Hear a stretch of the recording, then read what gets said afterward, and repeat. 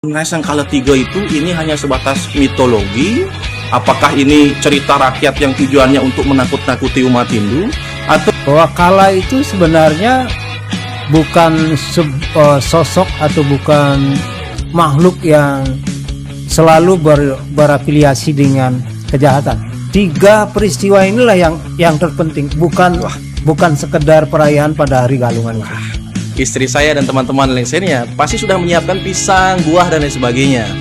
Kalau ngelihat buah pisang orang lain, melihat istilahnya milik orang lain,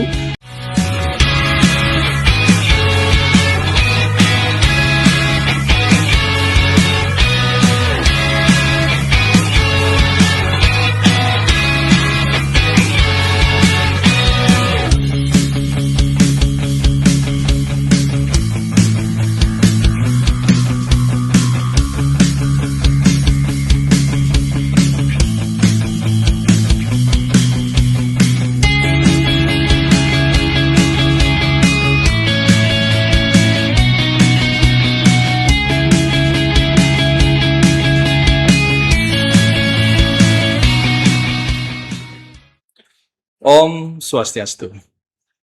Om Awiganamastu Namasidam, Om Anubadrah Ketawayan Twiswata.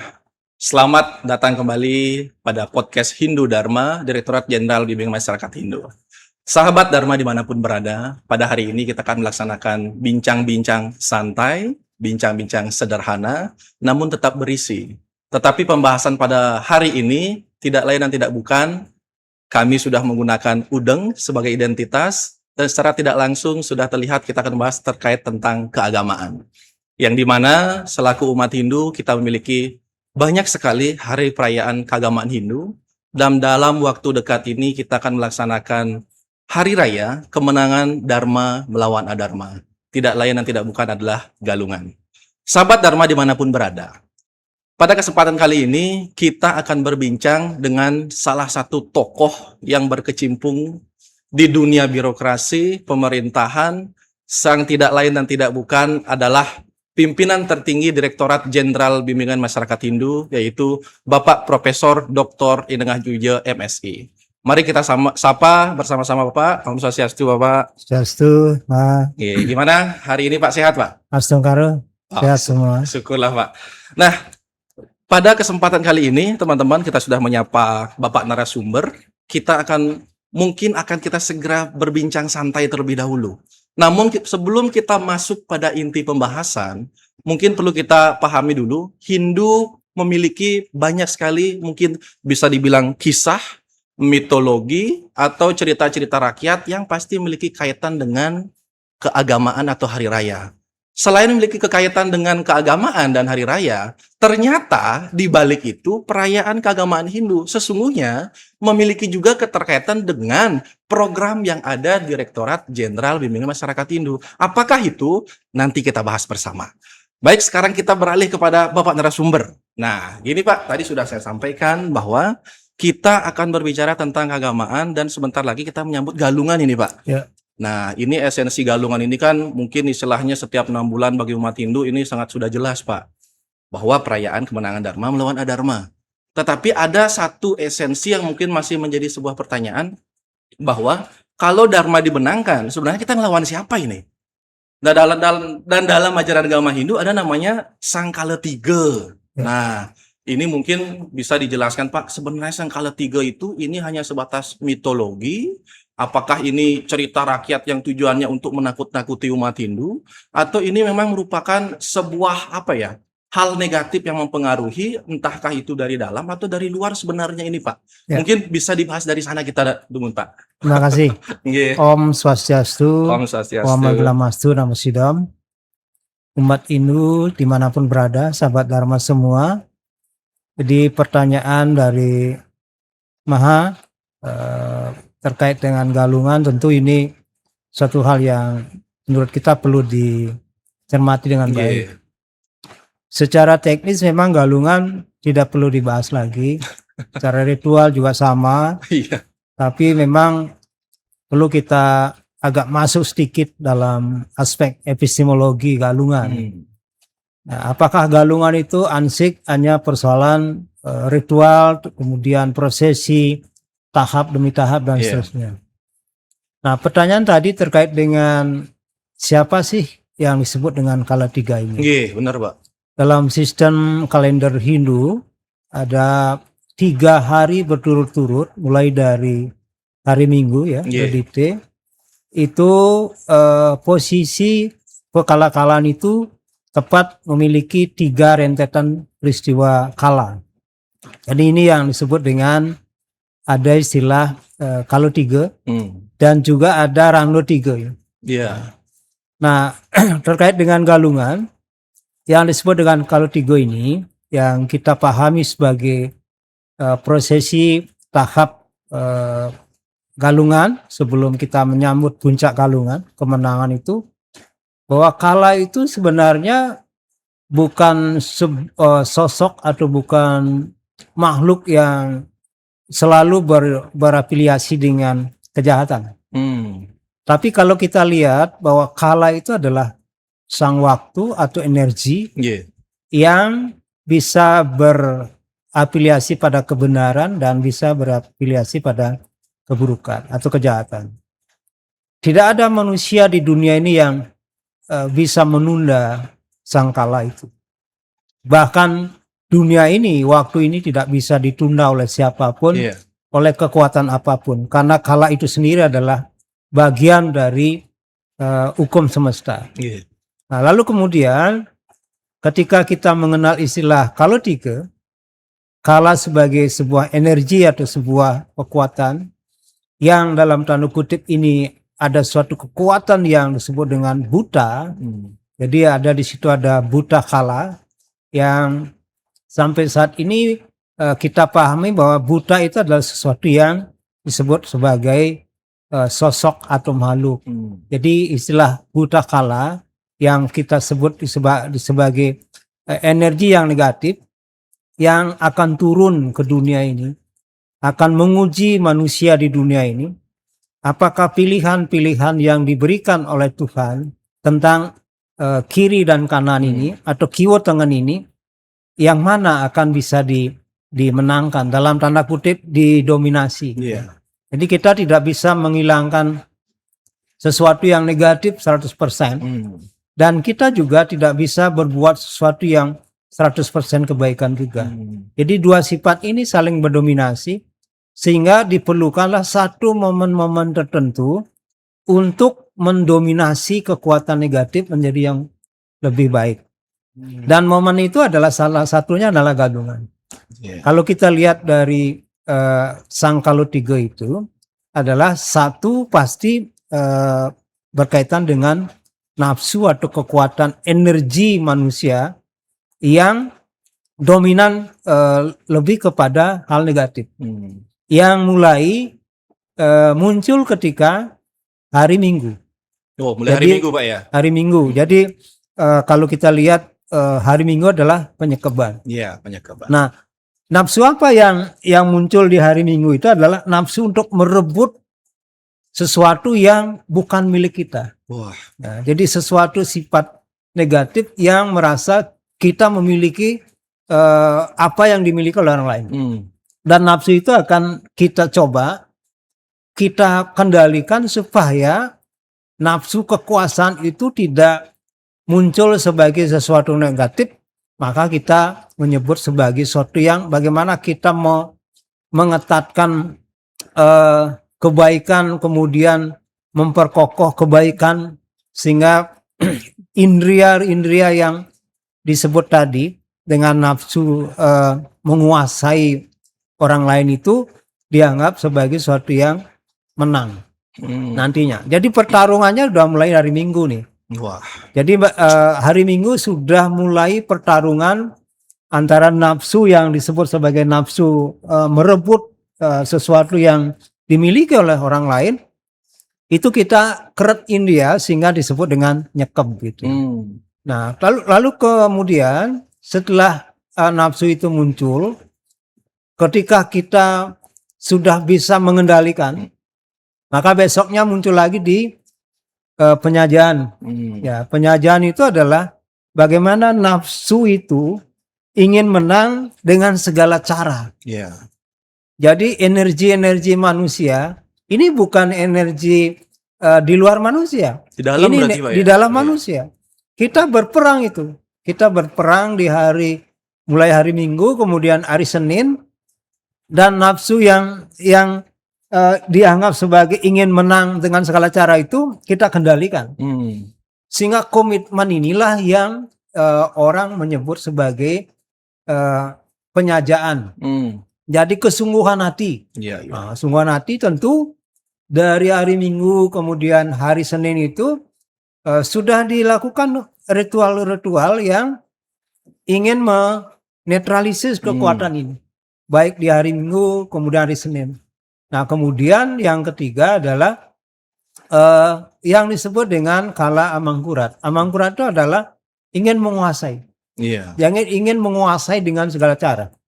Dan inilah yang dianggap tidak beretika dalam konteks etika Hindu. Nah, di sinilah yang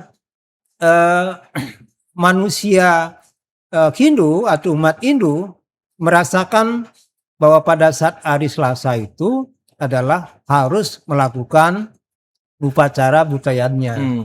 Kenapa butayannya? Pada saat itu nafsu kekuasaan yang ingin menguasai segala cara dengan tidak beretika itu, sehingga manusia-manusia yang ada di sekitarnya ini perlu ada penetralisir. Penetralisirnya itu adalah apa yang disebut dengan caru. Paling tidak di dalam setiap keluarga itu ada yang disebut dengan Mobiokaon. Jadi semua kekuatan-kekuatan perang mulai dari hari Minggu, hari Senin, dan hari Selasa, dan itu bergulir terus selama 3 hari. Jadi energi negatif begitu kuat, kemudian energi positif itu begitu kuat, sehingga 3 hari kita berperang melawan antara kebaikan dan keburukan itu.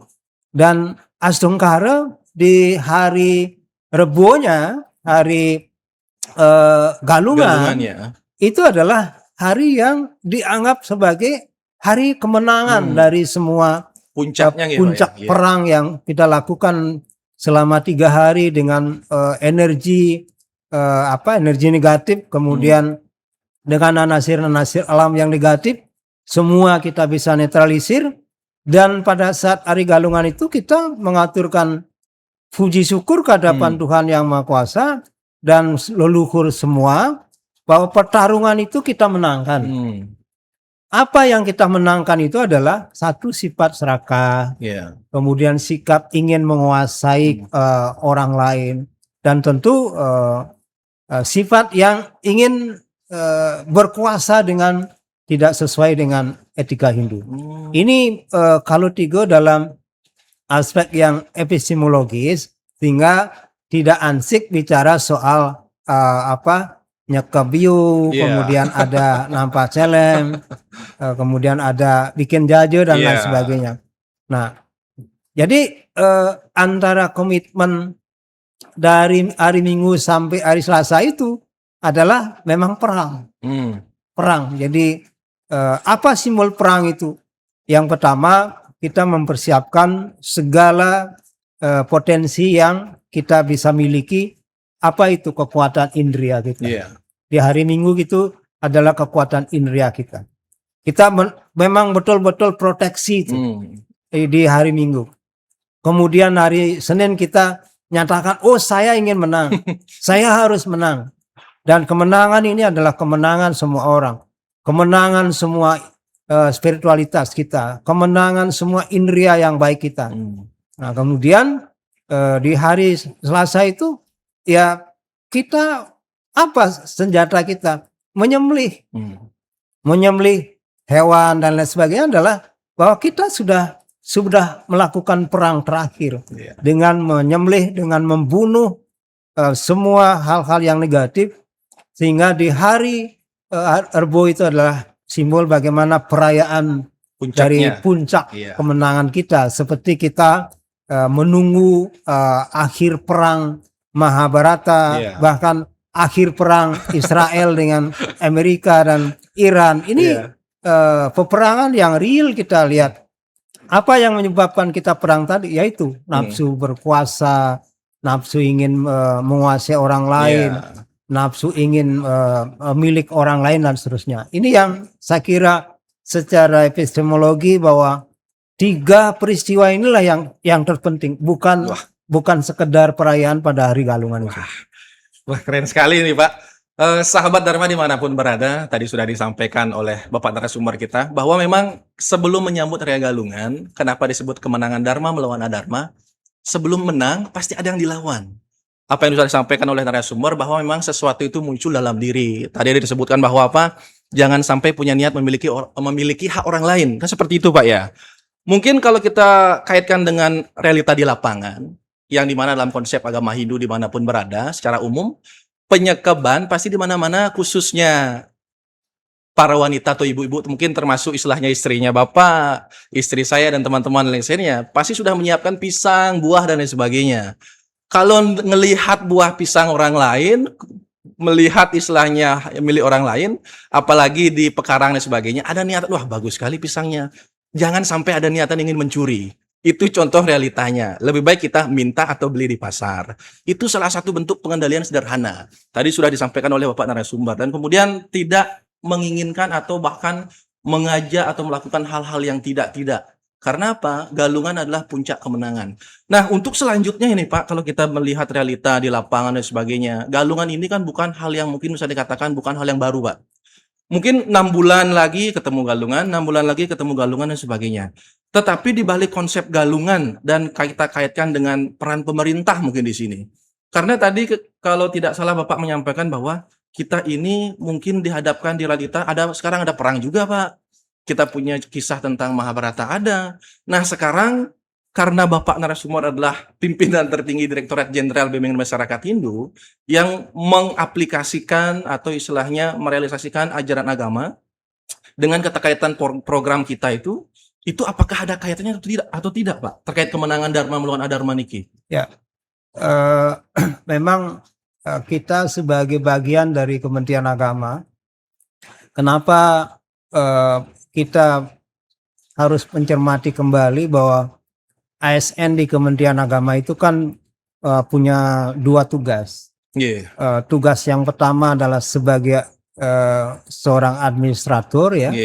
Tugas yang kedua adalah sebagai pengisi substansi agama.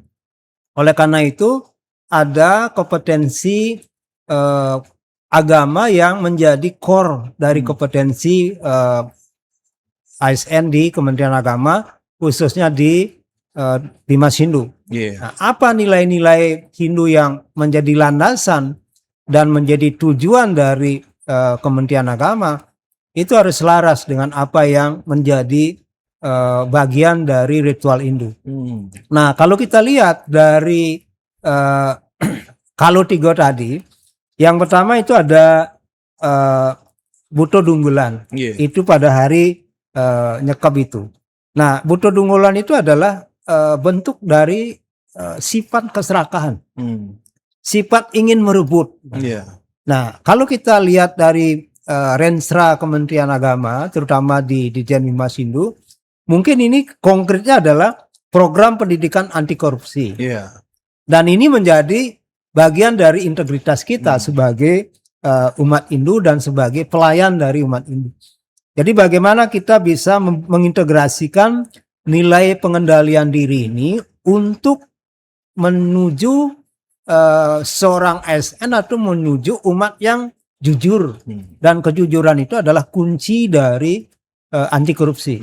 Jadi apa yang menjadi program-program dari Bapak Inspektorat, dari Pak Irjen tentang gratifikasi, kemudian korupsi, nepotisme, itu bisa dikendalikan dari situ. Jadi Galungan dalam aspek Buto Dunggulannya sangat relevan. Yang kedua ada gerakan ekonomi Dharma. Pembinaan umat Hindu Indonesia mengembangkan apa yang disebut dengan usaha ekonomi berbasis Dharma. Jadi tidak sekedar mencari keuntungan, tetapi bagaimana ekonomi ini bisa diraih, bisa dicapai melalui etika. Dan etika itu ada dalam Dharma. Kebenaran dan kejujuran menjadi kunci. Yang ketiga adalah monitoring dana keagamaan. Jadi kita harus juga transparan. Dana keagamaan ini harus benar-benar bisa diterima oleh penerima manfaat. Jangan sampai salah. Betul. Jadi jangan sampai ada dana-dana ini justru menjadi kepentingan pribadi. Tidak memberikan sasaran atau sasarannya tidak tepat, tidak sesuai dengan penerimaan manfaat. Ini bagian dari butuh dunggulan. Kemudian yang kedua adalah butuh galungan. Adalah ambisi menang tanpa etika. Nah, ini bisa kita lihat dari program pelatihan kepemimpinan Dharma misalnya. Bagaimana kita membentuk para pemimpin-pemimpin di masa depan atau pemimpin Hindu di masa depan yang jujur, beretika dan menolak praktik-praktik yang curang. Nah, ini bagian dari butuh galungan. Nah, yang kedua, kampanye Dharma digital. Kampanye Dharma digital ini kita sudah lakukan. Bagaimana kita memproteksi dengan hoax, kemudian sesuatu yang tidak sesuai dengan kenyataan, ujaran kebencian. Nah, ini bisa dilihat dari platform digitalnya. Jadi butuh galungan ini juga ada akses dari etika butuh galungan ini menuju digitalisasi. Jadi jangan sampai kita berkali-kali melaksanakan galungan, kita tahu butuh dunggulan, butuh galungan, tapi sikap kita secara realitas tidak berubah, malah justru mencaci maki orang, mencari kesalahan orang lain, kemudian merampas hak-hak orang lain, bahkan memfitnah orang lain melalui platform digital ini. Yang ketiga adalah forum Dharma demokrasi. Bagaimana kita membina demokrasi yang berbasis pada Dharma ini.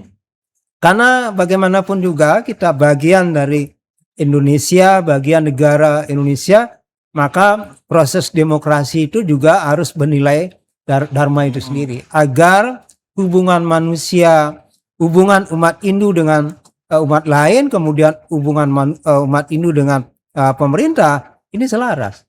Karena bagaimanapun juga kita juga bertanggung jawab, kita memberikan sesuatu yang terbaik untuk bangsa kita. Nah, lalu yang ketiga adalah buta mangkurat, nafsu berkuasa. Nah, nafsu berkuasa ini adalah bagian yang terpenting juga dalam rencana strategis kita, bahwa ada program etika birokrasi Hindu. Bagaimana ASN kita melayani dengan Dharma, melayani dengan cepat, dengan humanis, dengan komunikasi yang elegan dan juga secara jujur. Ini satu hal yang konkret sebenarnya kita lakukan, dan ini sudah berjalan dengan baik. Kemudian ada gerakan kepemimpinan spiritual. Bagaimanapun juga keberhasilan dalam konteks global sekarang, bahwa kepemimpinan itu tidak hanya bicara soal kompetensi. Di situ juga ada kompetensi yang tidak boleh dilupakan, yaitu intelektualitas dan spiritualitas. Jadi seorang pemimpin di samping dia kompetensi manajerialnya bagus, tetapi intelektualnya juga harus mumpuni, harus tangguh. Gitu. Dan plus bahwa unsur spiritual ini juga menjadi penentu, gitu. Karena kalau tidak pemimpin tidak takut pada Tuhan, apalagi dengan manusia. Nah, ini tentu spiritualitas itu menuntun intelektual manusia menuju kinerja yang baik. Kan? Nah, yang terakhir tentu evaluasi kinerja, bahwa lembaga-lembaga publik kita, umat Hindu kita, itu juga harus memberikan teladan kepada seluruh umat manusia, termasuk umat Hindu, bagaimana kita mempertahankan sesuatu yang sesuai dengan etika Dharma itu. Nah, jadi kalau kita lihat dari aspek kalanya, masing-masing kala ini juga membawa konsekuensi pada bagaimana sih manusia itu bersifat, bagaimana sih umat Hindu seharusnya berperilaku. Nah, jadi tidak sekedar nyekap biu, kemudian bikin jaje, kemudian nampah dan sebagainya. Itu dianggap sesuatu yang sudah selesai. Nah, ini kan perlu didalami dengan baik, dan ingat bahwa kenapa ada penyekaban, kemudian penyajaan dan penampahan, itu tidak boleh dirubah. Dan itu adalah kala. Jadi kala itu tidak boleh dirubah. Misalnya penyekaban kita lakukan pada hari Sabtu misalnya. Tidak tepat karena itu waktunya berbeda. Demikian juga penampahan, karena sibuk penampahan kita lanjutkan di hari Senin gitu. Jadi kalanya beda. Jadi sifat-sifat kalanya beda. Kenapa itu dilakukan? Karena ini momen perang, itu tidak bisa perang ditunda atau dimajukan. Nah, perang harus sesuai dengan sang waktu. Itulah ketaatan kita kepada sang waktu. Jadi kalau sang waktu sudah menentukan, siapapun tidak bisa menganulir di dunia ini. Bagus sekali, Pak. Berarti dari pembahasan kita yang berbicara tentang kemenangan Dharma, kenapa menang karena ada Sangkala 3, ternyata memang konsep ajaran agama Hindu itu memiliki relevansi, khususnya dengan program Ditjen Dimasido, Pak G. Nah, ada hal yang menarik tadi yang saya tangkap dari yang Bapak sampaikan itu, ada program tentang anti korupsi, kemudian istilahnya tentang pendidikan kepemimpinan, menanamkan integritas, bahkan secara tidak langsung mendorong pemimpin itu agar menjadi pemimpin yang secara intelektual mampu, secara spiritual juga mampu. Saya teringat sebuah pepatah atau istilah, Pak ya. Ilmu tanpa agama itu buta, dan agama tanpa ilmu itu lumpuh. Berarti apa yang Bapak sampaikan tadi itu, bahwa pemimpin itu harus benar-benar. Kalau mau menang menjadi seorang pemimpin, kalahkan dulu apa yang ada dalam diri, hal yang tidak baik. Nah, saya mau bertanya terkait yang tadi, Pak, yang dikatakan bahwa melalui beberapa program, integritas dan sebagainya, kalau tidak salah berkaitan dengan pendidikan dan sebagainya. Cuma di sini kalau kita kaitkan tentang konsep kemenangan Dharma melawan adharma, kalau kita tanamkan sejak dini, Ditjen Dimasido kalau tidak salah punya program Widalaya, Pak. Ya. Nah, bagaimana caranya menanamkan sejak dini untuk anak-anak, Pak? Mungkin bisa disampaikan dan menjadi pesan bagi kita semua agar anak-anak disekolahkan di Widalaya. Seperti itu. Silakan, Pak.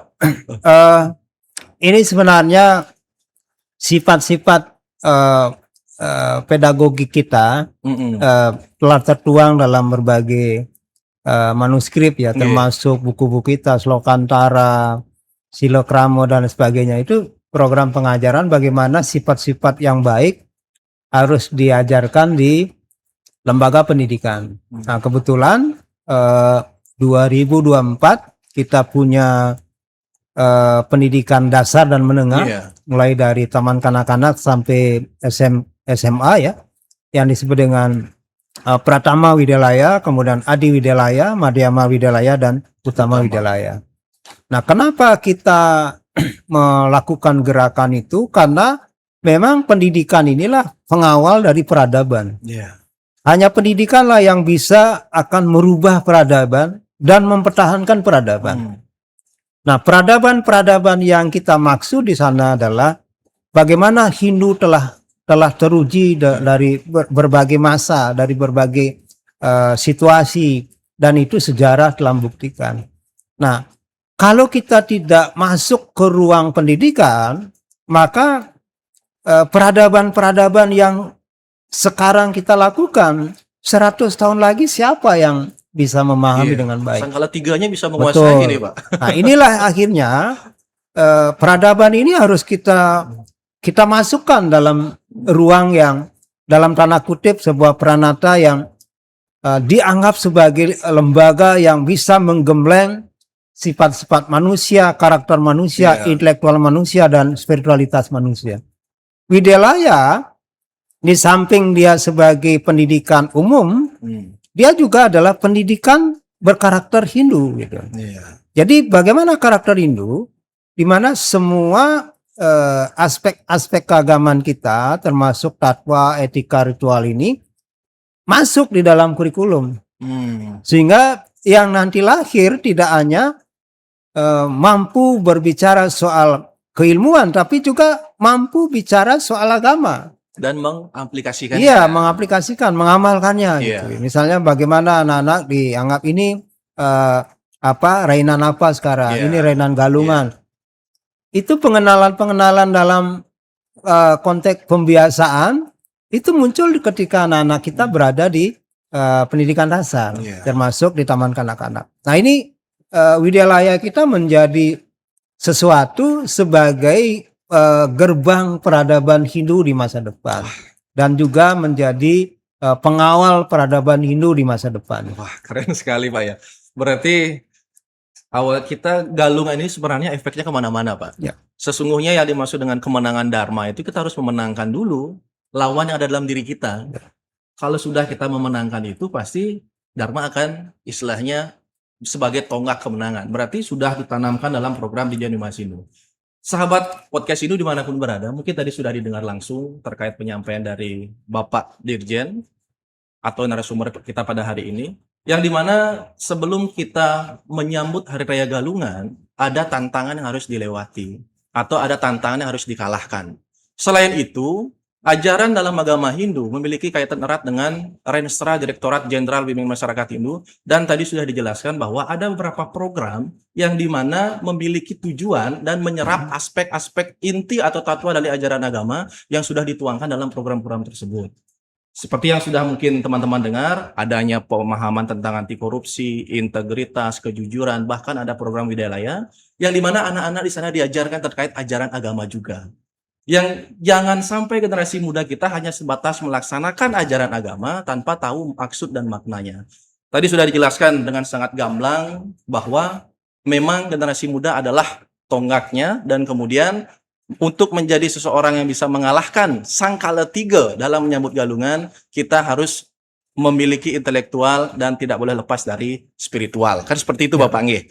Nah mungkin ini melihat waktu Bapak ada sedikit, mungkin ada pesan yang ingin disampaikan kepada umat atau sahabat-sahabat Dharma dimanapun berada terkait relevansi yang sedang kita bicarakan tentang ajaran agama dan juga program Dirjen Bimas Hindu. Silahkan Bapak. Baik, umat Hindu yang saat ini sedang bersiap melaksanakan Hari Raya Suci Galungan, dimanapun berada, bahwa dalam lontar Sunarigamo disebutkan bahwa Galungan ngaran, pebantenan patitis ikang ajenane, galanga pada, amuriaken, sarwo bio paraning, urip atau hidup. Nah kalau kita lihat dari kutipan lontar Sunarigamo itu, maka Galungan adalah kebangkitan spiritualitas, kesadaran spiritualitas yang terang benderang. Sehabis kita melakukan pergulatan yang begitu sengit, begitu berat, dengan segala godaan, maka pada saat Galungan itu adalah bagaimana kita mensyukuri kesadaran spiritualitas yang terang benderang, karena kesadaran yang terang benderang inilah yang kita anggap bisa menyelamatkan kita atau memberikan pencerahan, bahkan mengusir segala kesusahan dan juga kegalauan dalam pikiran dan juga hidup kita. Nah ini artinya kita ingin bahwa kalau tiga adalah sebuah pergulatan perang yang begitu dahsyat. Kenapa dahsyat? Karena kita melawan diri sendiri, bukan orang lain. Dan kedahsyatan itu akan berhasil ketika kesadaran tertinggi kita, spiritualitas kita, di dalam dunia batin kita, itu menjadi terang benderang. Dan inilah yang disebut dengan menang di dalam Dharma itu sendiri. Keren Pak. Tadi kalau boleh tahu dari sumbernya dari mana Pak? Sunarigamo. Sahabat Dharma, mungkin sudah kita dengar langsung dari Bapak narasumber kita yang sekaligus sebagai pimpinan tertinggi Dirjen Bimas Hindu, tertuang dalam lontar Sundarigama. Secara tidak langsung itu sudah menjelaskan bahwa kemenangan Dharma melawan Adharma dan kemudian memiliki keterkaitan erat dengan relevansinya dengan Renstra atau rencana strategis Dirjen Bimas Hindu. Pimpinan atau sekaligus narasumber pada hari ini berusaha mengaktualisasikan dan mengimplementasikan ajaran tersebut ke dalam program-program yang ada.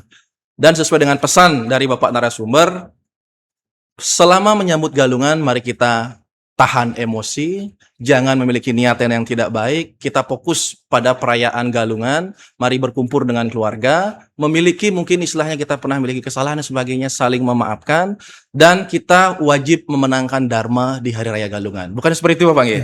Ya. Baik sahabat Dharma, mungkin karena sudah waktu niki Bapak, perbincangan kita yang mungkin singkat padat seperti ini, pada hari ini, saya selaku host pada hari ini dan Bapak Profesor Dr. Inangan Dwija selaku narasumber pada hari ini. Bapak, terima kasih atas apa yang sudah disampaikan. Saya selaku host pada hari ini mohon maaf apabila ada salah-salah kata. Saya akhiri dengan para mesanti. Om Santi Santi Santi Om.